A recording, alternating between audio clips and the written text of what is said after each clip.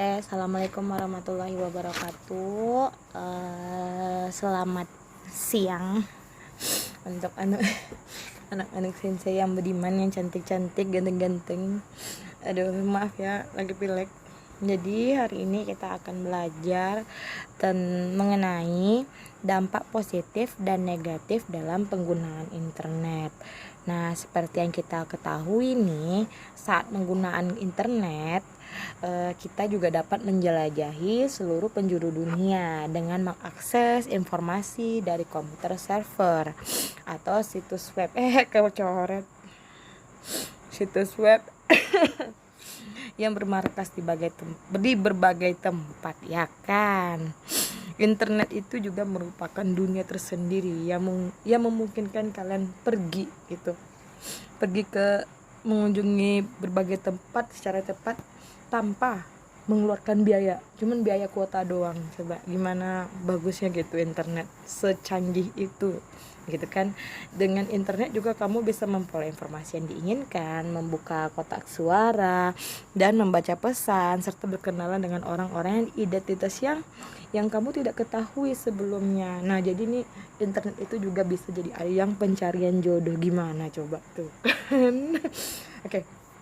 Selanjutnya saya akan jelasin dampak positif dari internet. Yang pertama, internet itu sebagai media komunikasi. Nah, seperti yang kita ketahui ya, internet itu bisa sebagai media komunikasi untuk saat ini. Nah, yang kita gandrung ini sekarang nih, kayak WhatsApp, Instagram, Zoom, Facebook, terus ada email, terus juga ada Teams. Kalian bisa juga pakai Google Classroom, Telegram, dan lain-lain. Nah, itu layanan media sosial ya, kalau kita bilang ya, salah deh, layanan media sosial yang kita manfaatkan sangat maksimal sehingga dunia internet itu seolah-olah berada dalam satu jentikan jari kita. Nah, kita juga dapat berkomunikasi, bahkan berkenalan dengan orang lain berbagai tempat belahan dunia. Misalnya nih, kalian kenalan nih dengan salah satu personil BTS. Aduh, geli banget sih personal BTS gitu kan. Nah, melalui Telegram. Nah, itulah manfaat dari dampak positif dari internet. Satu-satunya sebagai media komunikasi. Nah, juga kayak Zoom nih. Nah, kita kan sering ketemuan ya di Zoom ya, untuk melepas rindu, melepas semua kegelisahan hati yang kita lalui. Udah, jangan alay. Yang kedua, sebagai media penukaran data. Nah, dari sini nih misalnya nih ya, dari sini nih www. Nah, kalian bisa bertukar data ya. Contohnya itu misalnya kalian mau cari tentang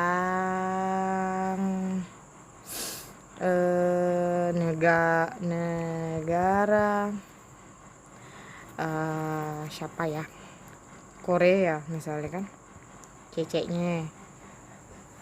Nah, kalian bisa bertukar informasi di sini, bertukar data, terus bertukar informasi secara tepat dan tepat. Kalian bisa tahu nih, ya di Korea Selatan bla bla bla bla bla bla bla bla bla. Kalian juga bisa tahu dari Wikipedia.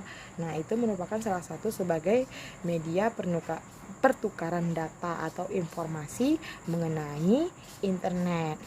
Nah, yang ketiga yaitu media untuk mencari informasi dan data. Nah, yang kita gunakan tadi nih sama juga dengan media penukaran data. Terus kemudahan memperoleh informasi. Nah, ya sama sih dengan yang ini sih. Misalnya dari Google kita bisa tahu tentang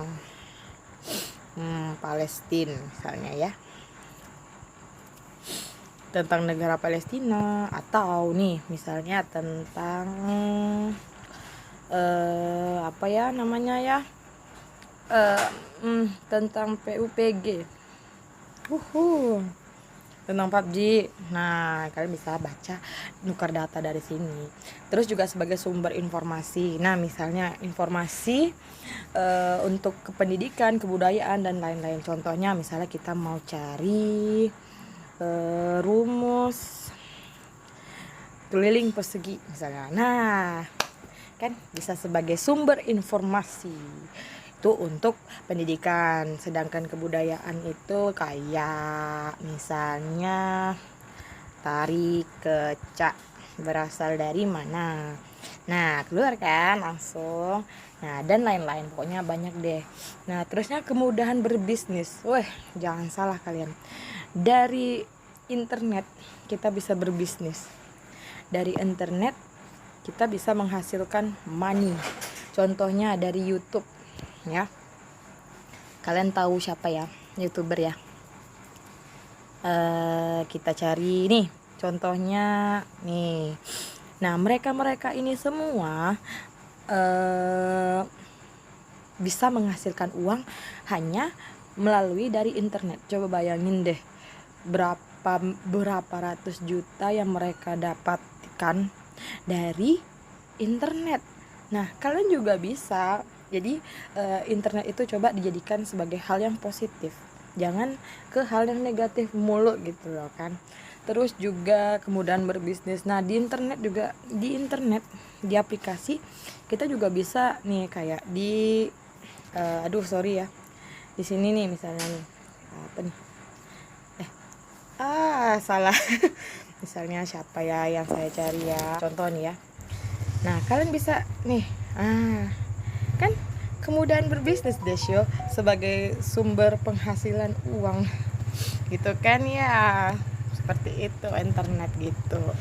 Nah, juga sebagai sumber penghasilan, coba bayangin ya, dengan melakukan transaksi melalui e-comment yang kayak kemarin yang saya suruh itu, apa sih namanya, layanan-layanan yang ada di internet. Contohnya kemudahan transaksi itu kita coba ya, misalnya punya m-banking, contoh mate itu email gimana sih tunggu misalnya nih ya, BNI. Nah, dari aplikasi ini aja kita udah bisa nih belanja, bisa transfer, bisa lain-lain lah, pokoknya multifungsi. Nah, ini namanya e-recommend. Nah, kalau e-library itu tentang perpustakaan online gitu ya. Terus ada juga internet banking atau e-banking. Nah, pokoknya semuanya ada internet tuh praktis lah pokoknya gitu ya. Nah, itu merupakan yang saya sebutin tadi merupakan beberapa dampak positif dari internet. Jadi kan saya udah jelasin nih mengenai dampak positif dari internet. Nah, internet sendiri juga banyak loh dampak negatifnya gitu ya. Nah, berikut ini saya akan jelasin beberapa dampak negatif dari internet. Salah satunya nih, pornografi. Nah, pasti kalian udah pasti kalian udah kenal banget sama namanya kata-kata pornografi gitu ya. Nih ya, kalau pornografi itu merupakan salah satu dampak yang paling negatif yang menurut sensei itu berpengaruh buat anak-anak zaman sekarang. Kenapa? Karena anak zaman sekarang ini kepo untuk mencari sesuatu yang mereka nggak mau belajar dari sana, tapi mereka tahu abis itu langsung praktek gitu.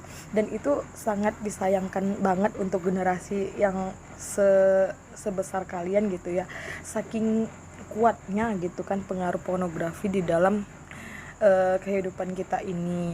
Nah, apalagi dalam internet itu sangat mudah contohnya aja di Google, kalian bisa cari tuh langsung gambar pornografi tanpa yang nggak yang nggak dikunci gitu. Nah, itu yang masih sangat saya sayangkan untuk tingkat kewaspadaan internet kita gitu ya di masa sekarang ini. Nah, tapi ada beberapa situs ini yang dikunci, tapi kalian gak usah cari, itu nggak penting juga gitu kan. Pokoknya hindari pornografi karena itu sangat membuat kalian sangat kecanduan, dan itu sangat berpengaruh negatif bagi kehidupan kalian. Nah, selanjutnya adalah Vlorence atau gore itu sama dengan akun fake. Nah, kalian juga pasti tahu juga nih tentang akun fake. Nah, kalian nih juga nih ya sering buat akun fake, sampai Instagram itu ada 3 akun. Gimana ceritanya coba? Untuk apa gitu kan? Untuk nge-stalking mantan gitu maksudnya. Jadi gini, banyak ada juga kepotong, ada juga sisi positif dan negatif ketika kita menggunakan akun fake seperti ini. Yang pertama yaitu sebagai bisnis ya. Jadi kita buat akun jualan untuk buat bisnis gitu contohnya. Yang negatifnya nih, mereka ngejual akun fake gitu ya. Para pemilik situs itu menggunakan berbagai cara agar dapat menjual situs mereka. Salah satunya nih, menampilkan hal-hal yang sadis atau berita-berita yang namanya hoax gitu. Nah, itulah yang membuat generasi kita tuh sangat rusak. Jadi benar-benar generasi alay dah pokoknya. Terus yang ketiga yang ketiga adalah penipuan. Nah, ini juga salah satu dampak negatif dari internet. Coba kalian bayangin ya, kita nih misalnya belanja di salah satu aplikasi, misalnya kita sebut aja Shopee, walaupun nggak di endorse nih ya, endorse nih ya. Nah, kadang ada juga beberapa akun di Shopee itu yang melakukan penipuan. Dia buat contohnya gini, dia membeli followersnya, contoh misalnya, atau meyakinkan konsumernya itu melalui gambar-gambarnya. Juga bisa juga tuh dari Instagram ya kan. Instagram nih mereka beli followers, terus juga banyak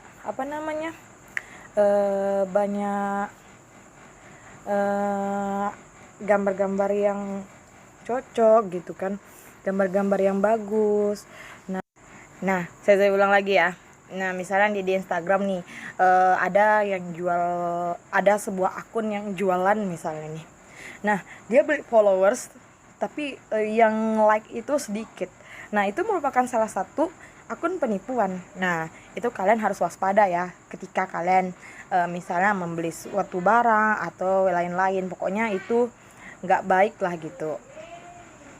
Oke, selanjutnya adalah carding. Nah, Sensei, apa tuh sih carding, Sensei? Nah, jadi carding itu adalah kayak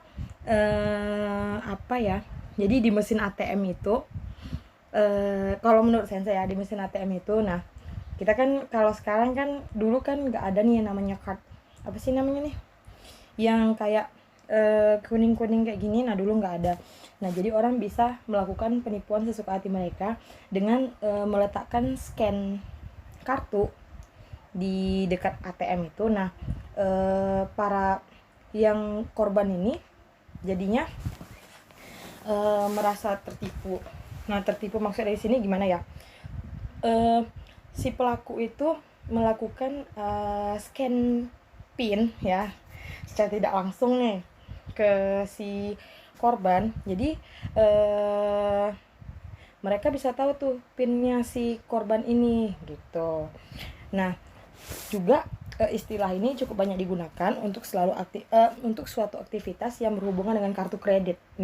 Juga tuh misalnya transaksi e-commerce atau pembayaran yang dilakukan dengan menggunakan kartu kredit. Nah, hati-hati nih kalau kalian pakai kartu kredit, karena sifat yang real time langsung gitu ya, sistemnya real time, jadi menggunakan kartu kredit. Jadi cara yang paling banyak digunakan di internet. Nah, para penjahat di internet pun banyak melakukan kejahatan-kejahatan dalam bidang ini. Karena menurut saya kartu kredit itu sifatnya terbuka ya. Jadi para penjahat mampu mendeteksi adanya transaksi yang menggunakan kartu kredit online gitu dengan mencatat kode kartu yang digunakan seperti 1 2 3 4 5 6 7 8 9 10 12. Nah, itu adalah kode kartunya gitu ya. Untuk selanjutnya mereka menggunakan data yang mereka dapat itu untuk kepentingan kejahatan mereka. Nah, jadi kalian harus hati-hati nih kalau misalnya besok suatu saat kalian memiliki debit, kalian memiliki kartu kredit, kalian harus jaga baik-baik. Apalagi jangan sampai nomor yang ada di kartu kalian itu kalian kasih ke orang lain. Nah, itu bisa mengakibatkan kebobolan data. Nah, jadi uang kalian tuh kesedot deh sama si pencurinya itu. Jadi harus hati-hati ya. Terus selanjutnya mengurangi sifat sosial. Memang sih penggunaan internet ya, apalagi saat daring ini, jadi banyak sangat mengurangi sifat sosial kita. Contohnya saja nih, kita kan nggak boleh sekolah nih kan ya, harus daring ya, jumpa guru. Nah, kadang ada beberapa guru yang melalui Google Classroom tidak tatap muka langsung dengan muridnya, dan ada yang bertatap muka dengan muridnya menggunakan aplikasi Zoom. Nah, itu juga sangat mengurangi sifat sosial anak. Bahkan ada anak-anak sekarang, zaman sekarang ya, makin sekolah makin gak punya akhlak. Gimana tuh coba?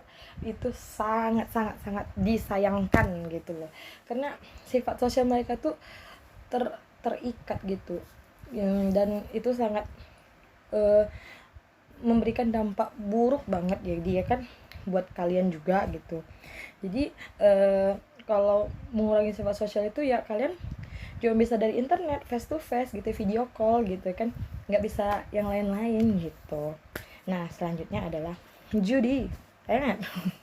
Oke. Judi online itu juga tuh. Nah, judi online, kalian nih suka main poker kalian kan, nah ini dia nih. Nah, itu merupakan salah satu dampak negatif dari internet. Karena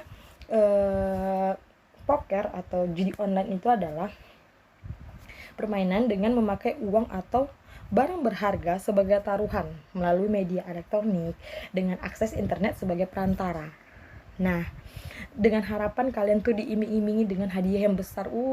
Oke, aku akan main judi. Mungkin aku akan dapat aku akan naruh ini nih taruhan 1 juta, mungkin nanti akan balik 5 juta gitu. Tidak semudah itu Ferguson. Kalian harus main dulu, dan kalau kalian kalah, goodbye uang 1 juta gitu. Nah, dengan banyak orang yang akhirnya kejebak dan menjadi korban dalam penjudian online. Nah, ada juga tuh judi online yang apa sih namanya? Penipuan.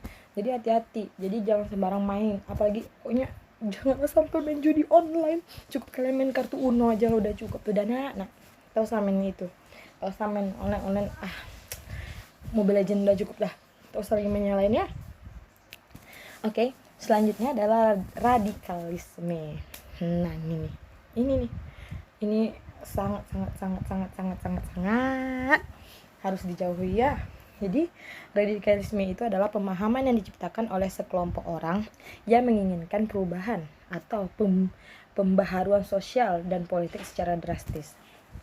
Perubahan yang diinginkan ini diupayakan dengan berbagai cara, termasuk dengan menggunakan cara-cara kekerasan.